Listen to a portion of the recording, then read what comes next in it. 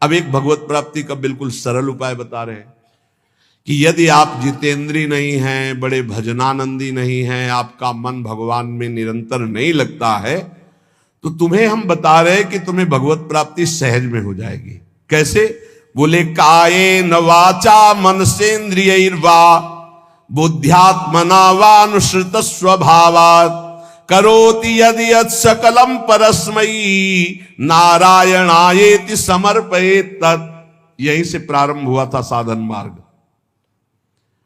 जब घर से निकले थे तो प्रारंभिक साधना यही थी, इसी श्लोक की थी। भागवत धर्म का अनुष्ठान, गायत्री अनुष्ठान आदि तो अलग चल रहे थे, लेकिन ये हृदय का भागवत अनुष्ठान भागवत धर्म का था। महापुरुषों ने, ऋषियों ने बहुत से मार्ग बताए भगवत प्राप्ति के, धर्म के। बड़े कठिन कठिन मार्ग हैं, लेकिन हम तुम्हें वो मार्ग बता रहे हैं, नवयोगेश्वर में जी कह रहे, सुगम से सुगम उपाय, सब कोई कर सकता है, स्त्री पुरुष बालक सब कोई कर सकता है। ये भगवत प्राप्ति का बिना पढ़े लिखे वाला भी कर सकता है। भोले से भोले अज्ञानी मनुष्य सुगमता पूर्वक दिव्य गति प्राप्त करेंगे इस साधन से। इसका नाम है भागवत धर्म। इस मार्ग में, भागवत धर्म में बड़ी से बड़ी त्रुटि हो जाए तो भी पतन नहीं माना जाएगा। बड़ी महिमा इसकी है। देखो, अन्य साधनों में अगर त्रुटि हो गई, जैसे आप 20 वर्ष से ब्रह्मचारी हैं और एक दिन व्यभिचारी बन गए तो 20 वर्ष का ब्रह्मचर्य का क्या, ऐसे हर साधन में है। लेकिन भागवत धर्म में, नाम जप में, इनमें यह सिद्धांत लागू नहीं होता। आप 20 बार नाम जप किए हैं, इसके बाद भ्रष्ट हैं, तो 20 बार नाम जप आपके कल्याण का कार्य करेगा। 19 नहीं होगा, वो 20 ही रहेगा। 21 से शुरू होगा जब आपका शुरू होगा। किसी ने कहा कि आप महाराज जी कहते हैं नाम जप से सारे पाप नष्ट हो जाते हैं, तो लोगों का उत्साह नहीं बढ़ेगा पाप कर्म करने में। तो आप ध्यान से सत्संग नहीं सुनते हैं, तब ऐसा प्रश्न आता है। जब कभी ऐसा वर्णन होता है कि तुम चाहे जितने पाप किए हो, नाम जप करने से सारे पाप नष्ट हो जाते, तो वहां एक जरूर बात हम कहते हैं, अब लो नसानी अब ना नसई हो। आज तक किया, लेकिन हे हरि आज के बाद पाप नहीं करूंगा। तो हम वादा करते हैं, मेरे भगवान के वचन है, अहम त्वाम सर्व पापेभ्यो मोक्षयिष्यामि मा शुचा। और सूक्ष्म रूप से अगर आपने ध्यान से सुना हो कि अगर आज आप कहते हैं कि हे भगवान मैं आपकी शरण में हूं, अब आज से मैं पाप बंद करके आपका नाम जप करूंगा, पक्का आप निष्पाप हो जाएंगे। लेकिन कल फिर पाप जानबूझकर करते हैं तो प्लस हो जाएगा पीछे का। ध्यान से सत्संग सुनोगे तो प्रश्न नहीं उठेगा। क्या नाम जापक का पापोत्साह बढ़ता है? जप करके तो देख, प्रश्न करने की जरूरत नहीं। नाम जप करके देख। हम कहते हैं नाम ही एक ऐसा है जो सर्व पाप प्रणाशनम। और देखो, ये तो हम कह रहे हैं, लेकिन इतने में से जितने बैठे हो हमें बताना कि एकदम ब्रेक मार के हमें दिखा दो कोई कि आज से भीष्म प्रतिज्ञा है और निर्वाह करके दिखा दो। ये तो कृपालु भगवान है, कह रहे हो, हम भी कह रहे हैं कि आज से हम पाप नहीं करेंगे। लेकिन हो सकता है कि ब्रेक मारते मारते गाड़ी बीता दो बीता आगे खिसल जाए, वो ब्रेक मानी जाएगी, ब्रेक ही मानी जाएगी कि देख लो पहिया नहीं चला है, पर ब्रेक मारी खिसक गया एक बीता, उतने में घटना घट गई। तो जनयो गुण प्रभु मान न काऊ, दीन बंधु अति मृदुल स्वभाव। अब मन रहा है विषयी पापात्मा, ब्रेक मारते मारते कोई गलती बन गई तो राहत न प्रभु चित चूक किए की, करत सुरत सय बार हिए। ये उसकी बात कह रहे जिसने ब्रेक मारी पर चूक हो गई, ये उसकी नहीं कह रहे जो सुन के चूक करेगा। उसके लिए फिर नाम के बल से अपराध करने वाले को नामापराध लागू हो जाता है उस पर। कानून कानून है। अब ये जो भागवत धर्म का बोले, इसमें किसी भी निमित्त से प्रमाद हो जाए तो वो कर्तव्य से च्युत नहीं होता। जैसे जीटी रोड बड़ा है, खाली है, आंख मूंद के चलो तो गिरोगे नहीं, बहुत प्लेन जीटी रोड।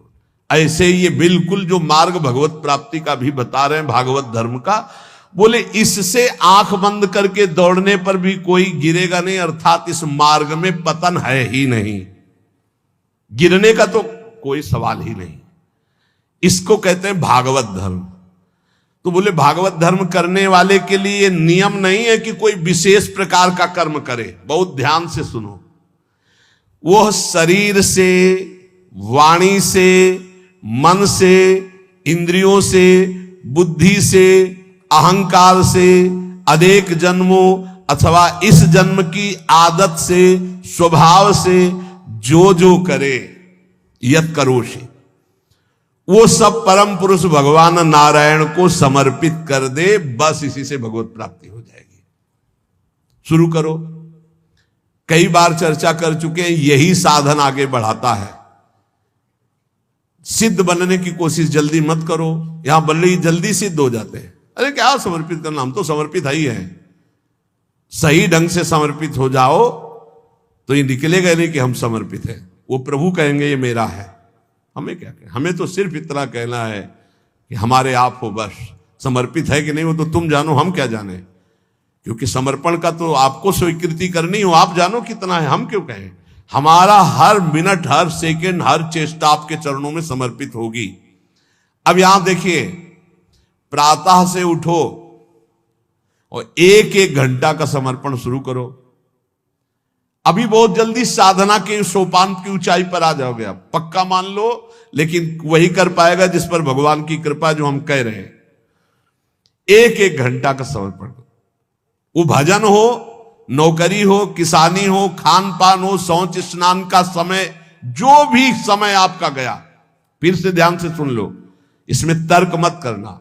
शरीर से, वाणी से, मन से, इंद्रियों से, बुद्धि से, अहंकार से, अनेक जन्मों की आदतों से, एक जन्म, इस जन्म की आदत से, स्वभाव से, अहंकार से जो जो भी कर्म हो रहे हैं, वो सब परम पुरुष भगवान नारायण को समर्पित कर दो। इसे भागवत धर्म कहते हैं। इसका फल होगा भगवत प्राप्ति। कायेन वाचा मनसेन्द्रियैर्वा बुद्ध्यात्मना वानुश्रुत स्वभावात् करोति यद यत् सकलम परस्मै नारायणायेति समर्पयेत। ये जब घर से भागे थे और गुरु शरण में हुए थे, तब से अनुष्ठान ये प्रारंभ उसी समय से हो गया था, क्योंकि श्रीमद् भागवत की कृपा बचपन से रही। घर में शाम के रोज भागवत की चर्चा, पर जब वैराग्य भाव में आए तो हमका इसका अनुष्ठान होना चाहिए, ये भागवत धर्म है, और बस ये शुरू कर दिया था। एक एक घंटे का शुरू किया था। जैसे सुबह 7 से 8 बजे तक नाम जप करते हुए शौच स्नान हिसाब का 8 बजे, हे करुणा निधान भगवान, 7 बजे से 8 बजे के समय में जो भी कर्म बनाओ आपके चरणों में समर्पित। ठीक, अब 8 बजे से 9 बजे तक जो, फिर धीरे धीरे, ये हम आपको बिल्कुल अक्षरशः वैसे बता रहे जैसे किया, धीरे धीरे शयन तक। जब शयन से सुबह उठे तो रात्रि में सोने का जितना समय था, 6 घंटे, 5 घंटे, 4 घंटे, हे प्रभु आपके चरणों में ये भी समर्पित। अब इसका फल ये हुआ कि कुछ समय बाद हमारे अंदर जलन शुरू हुई और जांच होनी शुरू हुई कि हमारे कर्मों में त्रुटि कौन सी है। उन त्रुटियों का समाधान शुरू हुआ। प्रभु से प्रार्थना, हे प्रभु देखो ये गंदी बात थोड़ी आपको समर्पित होती, देखो मेरे मन में गंदी बात चल रही, मेरे मन में ऐसी बात आ रही। कृपा हुई, जांच शुरू हुई, गंदगी निकालने की प्रार्थना हुई। धीरे धीरे धीरे फिर जब मन, तन, प्राण, अहम ये जब समर्पित हो गए तो फिर बंद हो गया।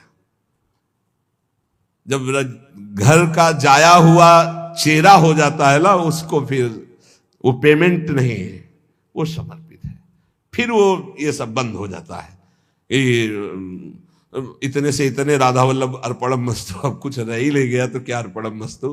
अब तो राधा वल्लभ जी खुद अर्पणम मस्तु हो गए हैं, तो अब क्या अर्पणम मस्तु, राधा वल्लभ जी अर्पणम मस्तु। अब यही राधा वल्लभ जी का ही राज्य है, तो अब अर्पण क्या करना हो, तो बैठे भी सिंहासन पर। ये सिद्ध, वही हम पहले कही कि सिद्ध ही मत झाड़ो।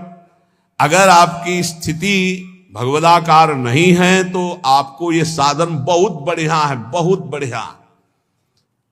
चतुरासी जी का पाठ किया, राधा वल्लभ जी कर, सेवा की, राधा वल्लभ जी कर, रसोई अमन या राधा वल्लभ जी, किसानी की 5 घंटे, भूल गए आप 1 घंटे में, 1 घंटे में कहां देखें, तो 5-6 घंटे में एक बार पूरा थोक में जमा कर दो। 8 घंटे ड्यूटी की, हे प्रभु 7 बजे से गए थे, देखो 8 घंटा ड्यूटी, ये 8 घंटे के समय में जो भी क्रियाएं चेष्टाएं हुई, नाथ आपको समर्पित है, आप इस समर्पण वृत्ति से प्रसन्न हो जाइए और अपनी शुद्ध भक्ति प्रदान कीजिए। कह रहे ये समर्पण लोगों की मान्यता और धारणाओं से आपको उठाता चला जाएगा, और बताना किसी को नहीं, सुन लो और आज से धारण कर लो, बिल्कुल फ्री है। कोई एक विशेष भागवतिक कार्य समर्पित करना ऐसा नहीं, स्पष्ट लिखा है। भागवत धर्म का पालन करने वाले के लिए यह नियम नहीं है कि वो एक विशेष प्रकार का ही कोई कर्म करे और वो भगवान को समर्पित करे। वह शरीर से, वाणी से, मन से, इंद्रियों से, बुद्धि से, अहंकार से अनेक जन्मों अथवा एक जन्म के स्वभाव और आदत से जो जो करे वो परम पुरुष प्रभु श्री हरि को समर्पित कर दे। इससे क्या होगा? आप समर्पण करते रहिए, आपकी स्थिति लोगों की मान्यता और धारणाओं से ऊपर हो जाएगी।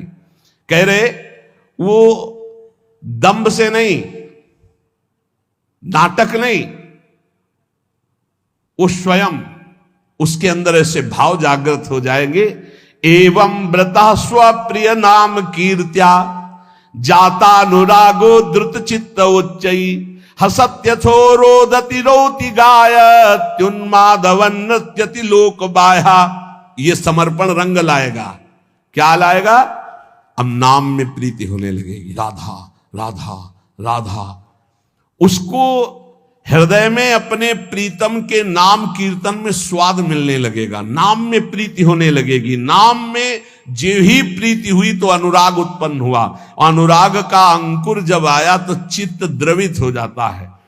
अब वो साधारण लोगों की स्थिति से ऊपर उठ जाता है, लोगों की धारणा मान्यता उस तक नहीं पहुंच सकती। जो समस्त कर्म भगवान को समर्पित करता है उसका नाम में प्रेम हो जाता है। नाम का प्रेमी अनुराग रंग में युक्त होकर लोगों की धारणा और मान्यता से अध्यात्म की ऊंचाई पर पड़ता है। वो दंभ से नहीं, स्वभाव से मस्त हो जाता है, मत वाला।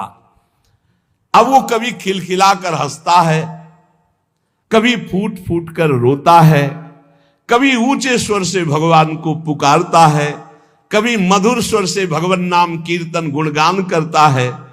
कभी कभी ऐसी स्थिति में सामने उसके भगवान होते हैं तो अपने प्रभु को रिझाने के लिए वो उन्मादवन नृत्यति लोक बाह्या, लोक बाह्य स्थिति वो उन्मादवत नृत्य करने लगता है। सामने उसको प्रभु दिखाई देते हैं, वो जिधर दृष्टि डालता है उसको भगवान दिखाई देने लगते हैं। ये साधन का फल देखो।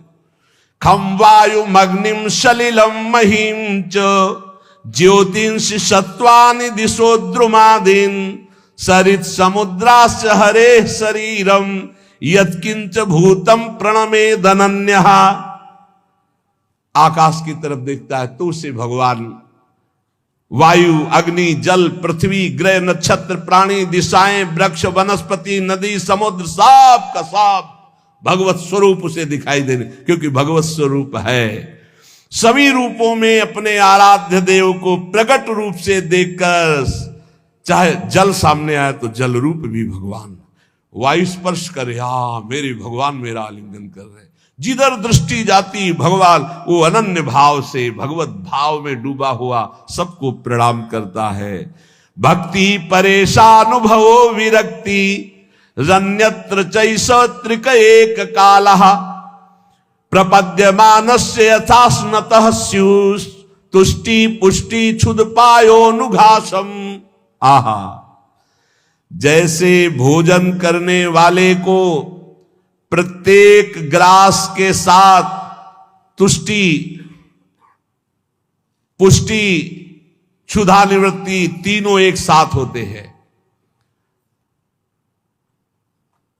ऐसे ही एक एक मिनट जो भगवान को समर्पित करता है, नाम जप करता है, उसको भजन के प्रत्येक क्षण का प्रभाव, संसार से वैराग्य, प्रभु में प्रेम और अपने स्वरूप का ज्ञान, तीनों एक साथ हो। तुष्टि, पुष्टि, क्षुधा, निवृत्ति।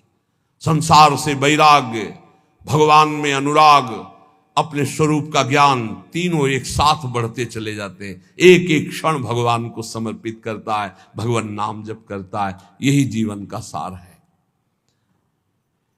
गुरु शिष्य का संबंध है भगवत प्राप्ति कराने से। तन मन प्राण समर्पित करके गुरुदेव की आज्ञा पे चलो, निश्चित भगवत प्राप्ति है। भगवत प्राप्ति कोई ऐसा रसगुल्ला या गुलाब जामुन नहीं कि खरीद लिया, ये लो भैया खा लो। उनकी आज्ञा पे चलो, भगवत प्राप्ति आपको होनी है। आपको भ्रम छोड़ना है, आपको असत आचरण छोड़ने, आपको असत चिंतन छोड़ना है, आपको भगवत चिंतन करना है। तो गुरुदेव का सारा प्रयास रहता है असत त्याग करके सत्य में स्थित करना। वो गुरु नहीं है जो अपने शिष्य को भगवत भक्ति के रंग में रंग करके मृत्यु रूपी, माया रूपी फांसी से न बचा पावे। वो गुरु नहीं है। वह स्वजन नहीं है जो अपने संबंधी को भगवत नाम जपने का उपदेश न करे। वो पिता नहीं जो अपने पुत्र को भगवत प्राप्ति का उपदेश न करे। वो माता नहीं जो अपने पुत्र को भगवत प्राप्ति का, भजन का उपदेश न करे। वो पति नहीं है जो भगवत प्राप्ति का उपदेश न करे, भगवत प्राप्ति का सहयोग न करे। इन सारे संबंधों की एक ही महानता है कि मुझे भजन, भगवत प्राप्ति का संयोग बैठा ला जाए और इस जन्म में भगवत प्राप्ति कर ले। चाहे वो गुरु हो, चाहे माता हो, चाहे पिता हो, चाहे मित्र हो। भगवत रसिक जी कहते हैं अगर ऐसा संग नहीं है भगवत प्राप्ति का तो सब माया का नाटक है। हमको नहीं इस माया के नाटक में फंसना। देखो भगवत प्राप्ति कैसे होती है। आपने एक जगह मान लिया कि हम सब बात तो टाल सकते हैं, अपने गुरु की बात नहीं टाल सकते। अब माया आपको नहीं परास्त कर पाएगी। बस सब कुछ तो है, हम बड़े नीच हैं, पतित हैं सब, लेकिन अपने गुरुदेव की बात मैं नहीं टाल सकता। इसके लिए मैं विश्व से विलग हो सकता हूं, शरीर छोड़ सकता हूं, प्राण छोड़ सकता हूं, बस जीत गया। और गुरु की बात ऐसी मानी जाती है। वो कह रहे इस समय दोपहर के 12 बजे, जी बिल्कुल धूप खूब चौड़ी है। मूर्ख बना रहा है, चौड़ी धूप है। 4 बजे नहीं महाराज जी, आप कह रहे हो 12 बजे है। नहीं, समय तो 4 बजे। हाँ महाराज, ब्रह्म मुहूर्त का समय है। बड़ी मुंह चपुड़ी बोलते हो। तो महाराज आप बोलोगे दिन तो हम दिन को दिन, आप कहोगे रात तो हमरा, हमको मतलब नहीं दिल है कि रात। आप कह रहे हो दिल है तो हम अपनी आंखों का विश्वास नहीं मानेंगे, हम आपकी बात मानेंगे। तुम्हें जो पसंद वही बात कहेंगे। आप आज्ञा करो, हमारा तन मन प्राण उसी मार्ग में चलेगा जिसकी आपकी आज्ञा है। बस जीत गया। इसी बात का दुरुपयोग होता है, इसी बात का दुरुपयोग होता है। वो गुरु ले जो भगवत प्राप्ति के मार्ग में न चला दे। देखो हम फंसे कहां हैं, बस सूक्ष्मता से समझना। भगवत प्राप्ति किसको होती है और भगवत प्राप्ति किसको नहीं होती, बिल्कुल सरलता से हम आपको समझा रहे। केवल अहंकार ही भगवत प्राप्ति में बाधक है। और उस अहंकार को गुरुदेव उल्टा सीधा, दक्षिण बाएं, ऊपर नीचे, हर जगह से प्रहार करके चकनाचूर करते हैं, पक्का चकनाचूर करते हैं। अब उसको केवल, आप तो कहते थे कल की ऐसा है, आज आप कह रहे हैं ऐसा। ये प्रश्न नहीं होना चाहिए। खड़े हो जाओ जी, खड़े हो गए, बैठ जाओ। आज के बाद ऐसा कभी नहीं करेंगे। हाँ करें। ये आज ये लाओ ना। महाराज आप तो कह रहे थे कभी ये नहीं खाने। नहीं जी, पाओ। कल हमने कहा था नहीं पाना। महाराज जी आपने आज कहा है कि आज पा लीजिए, पा लिए। आज अभी कहो नहीं तो नहीं। ऐसा जीतता है, ये नहीं कि आपने कल कहा था तो आज ऐसे कह नहीं। वचनम करिष्ये तो में, आप जैसा कहे, जीत गया। अहंकार का केवल नाश करने की लीला होती है। अहंकार का नाश। दौड़ो नहीं, खड़े हो जाओ, खड़े, बैठ जाओ, बैठ। जब तक हम ना कहें तब तक यहीं बैठे रहना। उठ के एक कदम में नहीं जाना, हमें वैसे ही बैठे रहे, क्योंकि केवल बात अहंकार की हो रही है। इस अहंकार का मर्दन केवल गुरु कृपा से होता है। और जब देखते ना कि ये तो अहंकार को संभाले हुए, तब फिर वो दुलार करने लगते हैं। अच्छा तो ऐसे बहुत घाटा है। गुरुदेव हमें कभी दुलार न करें, वो सदैव हमारे ऊपर शासन वृत्ति से रहे, उनको कभी ऐसा ना लगने पावे कि अगर हम तो अवहेलना करके हम चले। ये कभी एक साधक कह रहे थे कि हमें सबसे बड़ा दुख तब होता है जब आप विनय पूर्वक कोई बात हमसे कहते हैं, तब लगता है कि आज तक हमारी ऐसी वृत्ति अभी नहीं हो पाई कि गुरुदेव अपना मानकर हमको तू संबोधन करके बात करें। ऐसे बात वो विनय पूर्वक बात करें, मतलब सम्मान पूर्वक। कहीं मेरे अंदर अहंकार है, कहीं मेरी भूख है। बोले बस ये मुझे पसंद नहीं आता जब आप विनय पूर्वक बात कि मैं आपसे हाथ जोड़कर प्रार्थना करता हूं, आप ऐसा। तब लगता है धिक्कार हमारे जीवन को। अभी तक मेरा अहंकार बकाया रह गया है, अभी तक गुरुदेव अपना नहीं माने, अभी तू कह के संबोधन नहीं करे, रे ऐसा करो। अपनापन तो तब हमें लगता जब ये विनय हट जाती। विनय तो पर से होती है, नहीं नहीं अभी अभी गुरुदेव अपना नहीं मान। ये अहंकार की गलित वृत्ति में आता है भाव। अहंकार बहुत, यही भगवत प्राप्ति, सिर्फ भगवत प्राप्ति में मुख्य है अहंकार। और इसी की गुफा में रहते हैं काम क्रोध लोभ आदि। इसी का नाश होता है गुरु कृपा से। बस गुरु कृपा को समझना है कि वो तत्काल बदल सकते हैं, तत्काल हर तरह से चकनाचूर करके चुप कौन रस बाड़े जा बोली बोई भारी। ये केवल गुरु से ही होता है। ये हमने जीवन में देखा, केवल गुरु। एक जगह यार इतना रख लो, एक जगह इतना रख लो, वो जैसे चाहे वैसे, बिल्कुल एक जगह उनकी आज्ञा पे हो जाओ। अभी अभी अभी ये अहंकार गलित होना, ये केवल गुरु से गलित होता है। हमने अपने जीवन के अनुभव में देखा, केवल गुरु से गलित होता है अहंकार, किसी साधन से नहीं। गुरु गुरु वही है जो मृत्यु की फांसी से मुझे मुक्त करके भगवत साक्षात्कार करा दे। वही माता, वही पिता, वही संबंधी है। ये शरीर दुखमय विषय भोगों की प्राप्ति के लिए नहीं है। नायम देहो देह भाजाम नृलोके कष्टान कामान नरहते विद्भुजाम। ये तपो दिव्यम पुत्र कायेन सत्वम शुद्धे दस्मात् ब्रह्म सौख्यम त्वनंतम। हे पुत्रो, इस मर्तलोक में शरीर जो मिला है मरेगा, नष्ट होगा।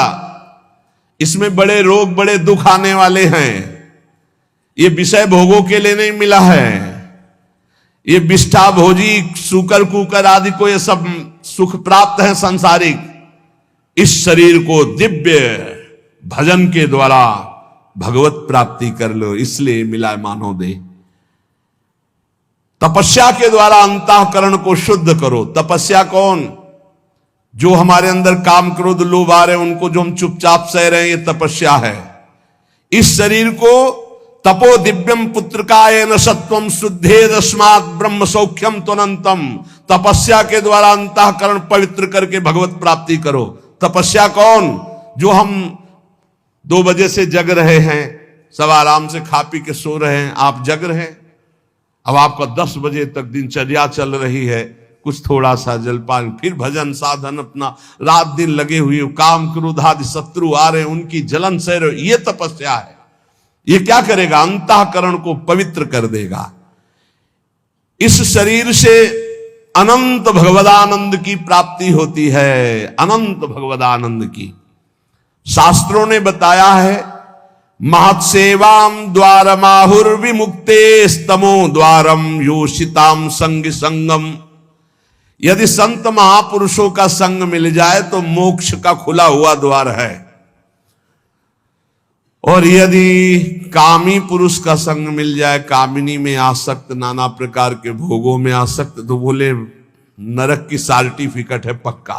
संग से ही उत्तम गति होती है, संग से ही निम्न गति की प्राप्ति होती है। महत्सेवाम तो द्वार माहुर विमुक्ते, संतों की सेवा, संतों का संग, संतों की आज्ञा का पालन, तो मोक्ष पदवी भगवदानंद। और विषयी पुरुषों का संग, विषय सेवन, तो कह रहे तमो द्वारम योषिताम संग संगम। ऐसे कामी नीच पुरुषों का संग नरक प्रदान करता है। कसम देने की जरूरत नहीं है, ऐसे पुरुषों का तो संग ही नहीं करना चाहिए। वो कहते हैं हमारी दोस्ती, अरे तिलांजलि देते तुम्हारी दोस्ती को, कभी मत आना, कभी मत बुलाना, कभी संग मत करना। नीच आचरणों में फंसाने वाले दोस्त नहीं, दुश्मन होते हैं। किसी को नष्ट करना, उसको व्यसन दे दो, किसी को नष्ट करना, उसे भोगों में फंसा दो, नष्ट हो जाएगा अपने आप। तो नष्ट करने वाला दोस्त होता है कि दुश्मन होता है? ये बड़ा विचित्र माया का खेल है कि दुश्मन दोस्त बन करके आता है, हम उसे स्वीकार कर लेते हैं। तमो द्वारम योषिताम संग संगम, जो कामी पुरुष है, व्यसनी पुरुष है, व्यभिचारी पुरुष है, नाना प्रकार के कुमार्गगामी प्रवृत्तियों का, तो हमें कभी ऐसों का संग नहीं करना चाहिए। महांतस्ते समचित्ता प्रशांता विमन्यवः सुहृदा साधो। ये अब कहते हैं जिन महापुरुषों का संग मोक्ष का खुला हुआ द्वार है, वो कैसे होते हैं? तो बोले महांतस्ते समचित्ता, सब में अपने प्रभु को देखने वाले महात्मा को महापुरुष कहा गया है।